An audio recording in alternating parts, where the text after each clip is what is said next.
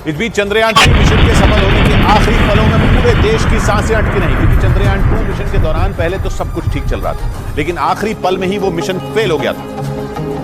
और इसी वजह से इस बार चांद पर लैंडर के उतरने के आखिरी पलों में पूरे देश की धड़कनें बढ़ गई, क्योंकि 2019 में चंद्रयान 2 के लैंडर का संपर्क आखिरी 15 मिनट के दौरान ही टूट गया था और उस वक्त इसरो ने मिशन की नाकामी को 15 मिनट का आतंक बताया था। एक रिपोर्ट के मुताबिक 2019 में चंद्रयान 2 का लैंडर चंद्रमा की सतह पर करीब 2 किलोमीटर की ऊंचाई तक पहुंच गया था।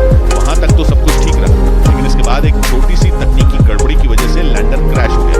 ये सब कुछ आखिरी के 15 मिनटों में हुआ, इसीलिए इसरो ने इस बार पिछली गलती से सबक लेते हुए हर छोटी से छोटी चीज का भी ध्यान रखा। इसरो ने चंद्रयान 3 के लैंडर को क्रैश होने से बचाने के लिए तमाम इंतजाम किए। हालांकि इसकी नौबत नहीं आई और लैंडर विक्रम ने तय वक्त पर चांद पर सुरक्षित उतरकर सबसे बड़े मकाम को हासिल कर लिया। लेकिन तमाम चुनौतियों को पार करते हुए भारत का चंद्रयान 3 चांद पर पहुंच गया, वो भी चांद के उस हिस्से पर जहां आज तक दुनिया का कोई भी देश नहीं पहुंच सका।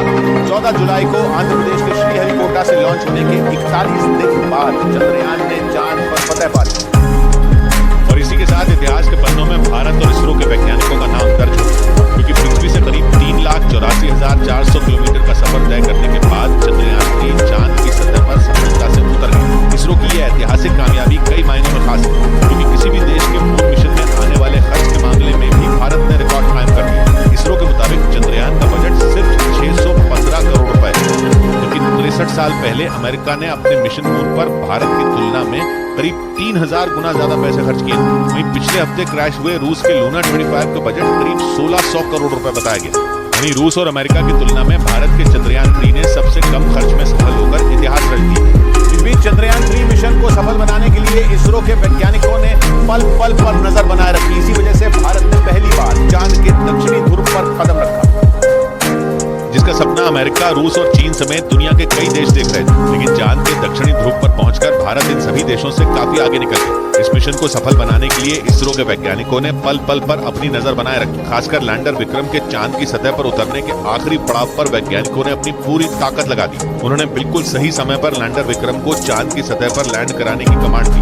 मिशन के पूरा होने के लिए ये सबसे अहम पड़ाव था, क्योंकि सही वक्त पर कमांड मिलने पर ही लैंडर विक्रम चांद की कक्षा से उसकी सतह पर उतरने के लिए नीचे आए। ये बेहद जटिल प्रक्रिया थी, जिसे इसरो के वैज्ञानिकों ने पूरी तरह सफल बना दिया। और उम्मीद के मुताबिक चंद्रयान 3 चांद की सतह पर सफलता से उतर गया, जिसके बाद अब बारी 6 पहियों वाले रोवर प्रज्ञान की है, जो चांद पर अगले 14 दिनों तक पानी की खोज करने के साथ दुर्लभ खनिजों का भी पता लगाएगा, क्योंकि इसमें लगे नेविगेशनल कैमरे और सेंसर चांद की सतह की हर तस्वीर और जानकारी विक्रम लैंडर को देंगे, जिसे विक्रम लैंडर सीधा इसरो को भेजेगा।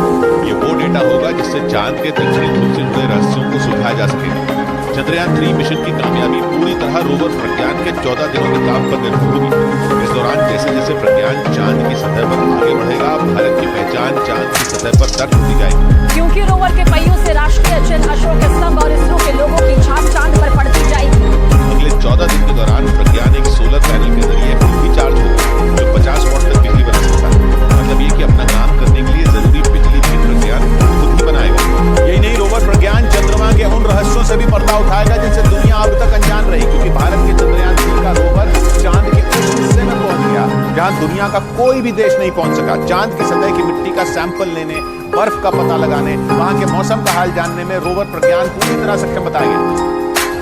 क्योंकि इसरो के वैज्ञानिकों के मुताबिक रोवर प्रज्ञान को बेहद आधुनिक बनाया गया है। उसमें ऐसी तकनीक है कि वो सिर्फ तस्वीरें खींचने वाला कोई कैमरा पर्सन नहीं, बल्कि खुद रिसर्च करने वाला